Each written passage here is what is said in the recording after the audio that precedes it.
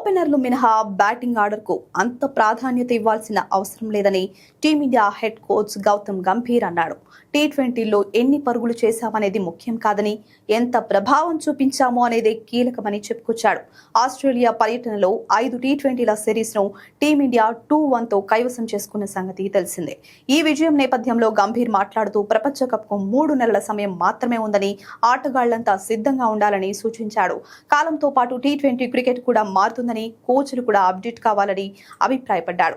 శ్రీలంకలో నేను head coach గా బాధ్యతలు చేపట్టిన తొలి రోజు నుంచి ఇప్పటి వరకు ఒకే ఐడియాలజీతో ఉన్నాను. ఈ విషయంలో ఎలాంటి మార్పు లేదు.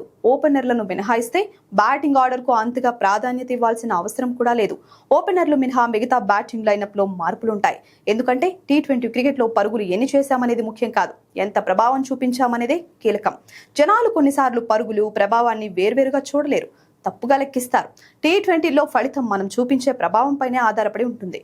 I20 బంతుల గేమ్లో ప్రతి బంతిపై అత్యంత ప్రభావాన్ని చూపించాలి. అందుకే మేము తొలి రోజు నుంచే అందుకు తగిన బ్యాటింగ్ ఆర్డర్ను ఎంచుకున్నాం. ఈ ఆటను కూడా మేము అదే విధంగా ఆడాలనుకుంటున్నాం. టీ20లో మేము సగటు స్ట్రైక్ రేట్లను గురించి ఆలోచిస్తూ ఆడాలనుకోవడం లేదు. ఏ పరిస్థితిలో ఏ ఆటగాడు ఎంత ప్రభావం చూపగలిగాడు అనే దాని గురించే మేము ఆలోచిస్తున్నాం. ఇది ఈ జట్టుకు చాలా ముఖ్యమైంది. నా అభిప్రాయం ప్రకారం కాలంతో పాటు టీ20 క్రికెట్ కూడా మారుతుంది.